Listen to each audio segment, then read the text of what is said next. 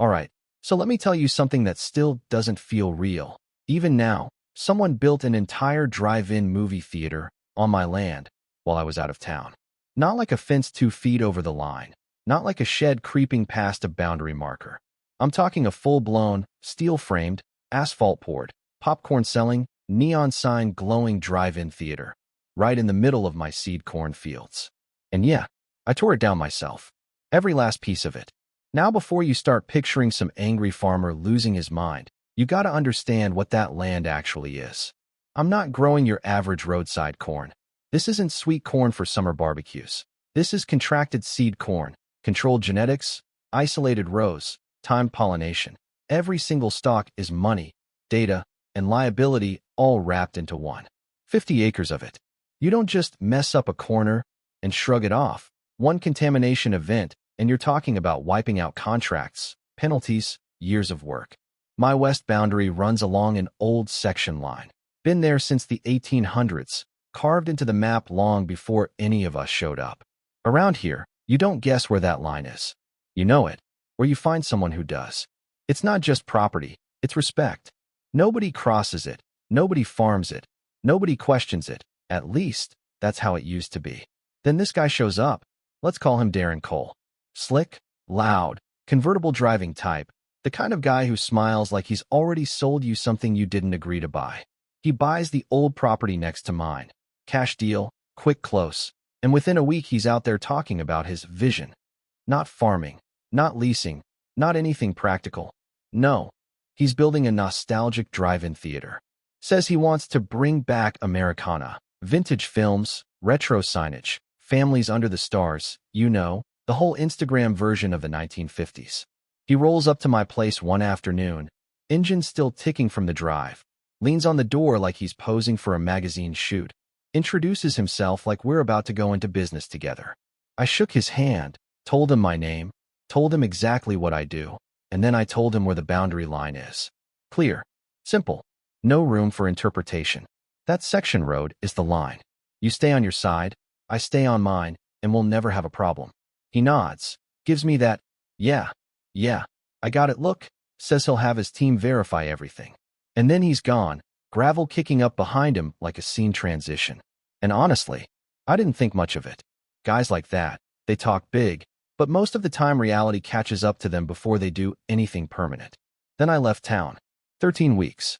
Industry conference, supplier visits, contract meetings, the kind of trip you can't skip if you want to stay competitive.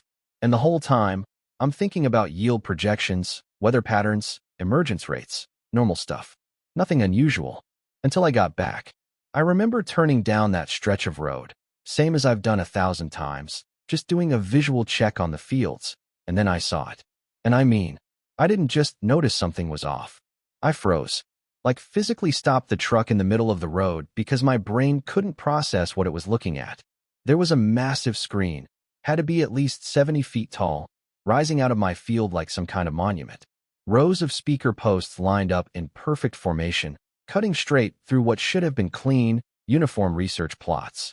Fresh asphalt, dark, smooth, still sharp at the edges, spreading across acres of what used to be living crop. And right in the center of it all, a concession building. Lights, signage, wiring, the whole thing wired up like opening night was around the corner. On my land. Not near it. Not kind of overlapping. Completely. I sat there for a minute, just staring. You ever have one of those moments where you're so angry it goes quiet? Not yelling, not reacting, just still. That was me. Because I knew two things instantly. One, this wasn't an accident. And two, somebody was about to learn a very expensive lesson. So I called him. He picks up like he's answering a business call. Cheerful, upbeat, like we're about to finalize a deal. I didn't match that energy. I just said it straight. Darren, you build a drive-in theater on my seed corn fields. You need to start tearing it down. Today. There's a pause, and then he sighs. Not confused, not surprised, offended. Like I just insulted him. He starts talking about design placement, visibility, customer experience, like I'm supposed to care about sight lines when he's standing on top of 6 figures worth of crop damage. Then he says it, the line that told me exactly what kind of situation this was going to be. Maybe your understanding of the boundary isn't accurate. Yeah, that one. I told him the boundary isn't a guess. It's documented, surveyed, and older than both of us combined. That road is the line. And everything he built? Sitting right on top of my property. He didn't believe me. Or maybe he just didn't care. Either way, that's when this stopped being a conversation. And that's when I called someone who doesn't deal in opinions. All right, pause the story for a second, because this right here, this is where a lot of people get it wrong, and honestly, it's exactly how guys like Darren end up digging themselves into a hole they can't climb out of. According to standard procedure, when you're dealing with rural land, especially agricultural property, boundaries are not suggestions. They're legally defined through plats, surveys, and recorded deeds, stuff that's been sitting in county records longer than most families have owned their homes. You don't eyeball it, you don't optimize around it, and you definitely don't pour concrete before confirming it. That's just basic due diligence. From a legal perspective, what Darren did falls into a category called encroachment, and not the minor kind either. This wasn't a fence post leaning over the line. This was a permanent commercial structure built entirely on someone else's land. That opens the door to forced removal, damages, loss of use claims, and yeah, the court doesn't usually have a lot of patience for it, especially when the evidence is clear. But here's the part that's more interesting to me. This is a psychological trap. Darren wasn't just ignoring the boundary. He was committing to a narrative. He had a vision. He invested money.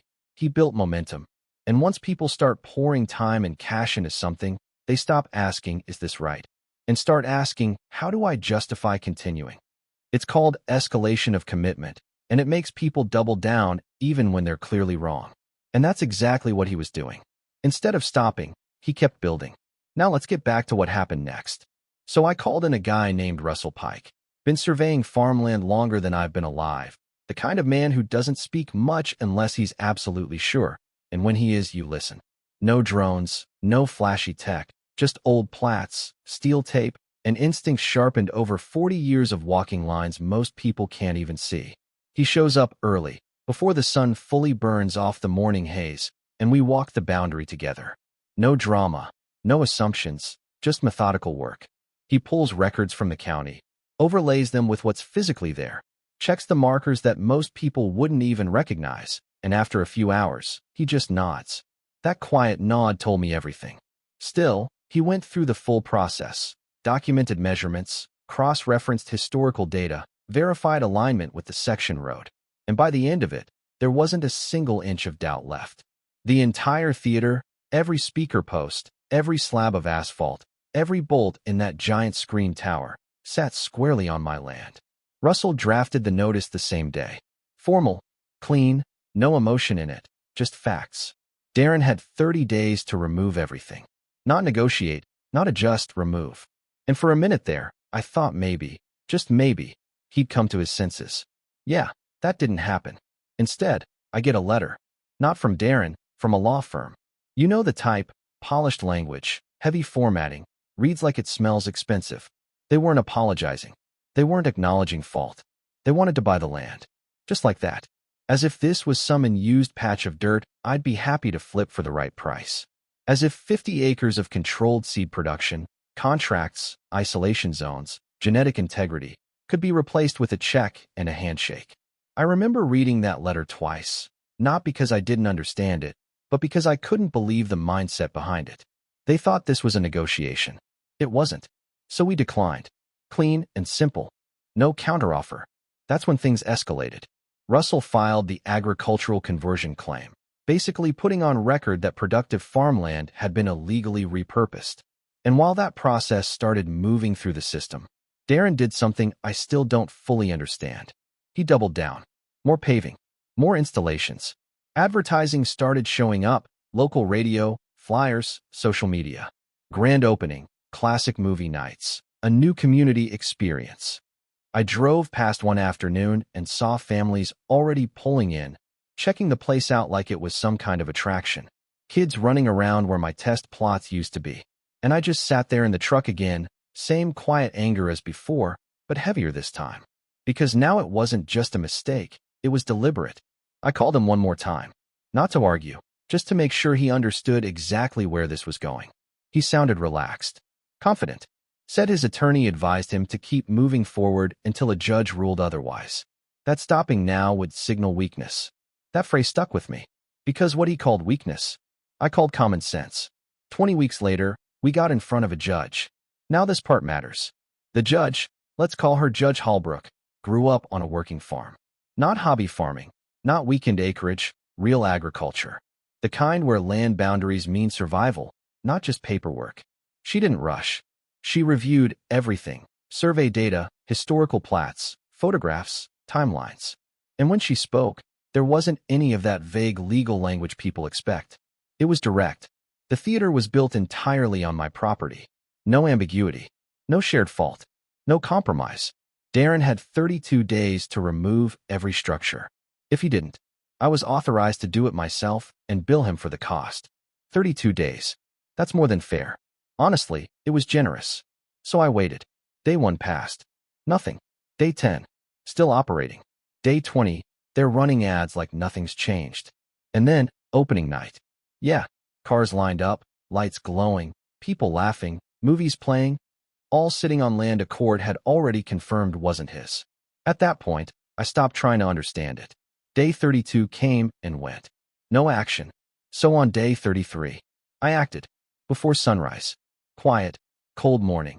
The kind where sound carries a little further than usual. I made the calls I needed to make. Sheriff's office notified. Russell on site to document everything. Crew ready. No surprises. No shortcuts. Everything by the book. I climbed into the excavator myself. Not because I had to, but because I wanted to. There's a moment, right before you start something irreversible, where everything slows down. You look at what's in front of you, and you think about how it got there. The choices, the warnings, the chances to fix it that were ignored. Then that moment passes. I swung the arm up, locked onto the frame of that massive screen tower, and pulled. Steel doesn't scream like in the movies. It tears. Deep, grinding sound, like something being forced to give up its shape. The whole structure twisted, held for a second, then came down hard, folding into itself. That was the first piece. After that, it moved fast. The dozer went through the concession building. Walls collapsed like they were made of cardboard. Wiring snapped, fixtures shattered. Everything that once looked permanent suddenly wasn't. My crew pulled the speaker posts one by one, yanking them out of the ground like weeds that never should have been planted. Asphalt got broken, lifted, hauled out in chunks. Hour after hour, piece by piece, it disappeared. No yelling, no chaos, just work. By hour 96, it was gone. Not damaged, not partially removed. Gone. And then we did what actually mattered. We fixed the land. Compaction ripped out, soil reworked, structure restored as best as it could be. It wouldn't be perfect, not right away, but it would recover. That ground would produce again. That's the difference. One side was building something temporary. The other was protecting something meant to last. Darren showed up near the end. Didn't say anything at first. Just stood there watching the last truck haul away what used to be his centerpiece. And then it hit him. Not the loss, but the reality of it. He started talking about community, about culture, about what the place could have been. I climbed down, wiped my hands, and handed him a copy of the court order. You had 32 days. That was it. Later, his company tried to sue for lost revenue. Said the shutdown cost them future profits, reputation, all that. The judge didn't entertain it. Dismissed it fast. Instead, Darren ended up paying my legal fees. And more importantly, he paid for the damage. $52,700. Restoration, lost contracts, recovery costs. Expensive lesson, but not the kind you forget. So yeah, that's how it ended.